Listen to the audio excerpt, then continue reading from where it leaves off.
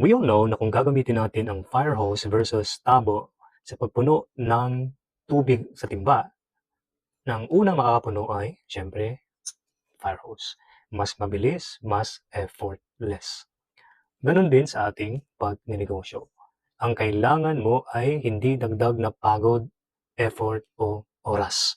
Kundi, you must increase your efficiency. So there are 3 basic na dapat mong bigyan ng pansin when it comes to efficiency in your business. Number 1 is your marketing. Number 2 is your systems. Number 3, yung strategy. The question is, when was the last time na in-update mo itong tatlo? When was the last time na in-optimize mo itong tatlo? Because if you don't, kakainin ka ng iyong mga kakompetensya. Kasi ang approach mo ay parang tabo, hassle ng hassle.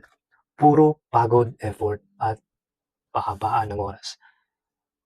Versus, yung kakompetensya mo, gumagamit ng fire hose.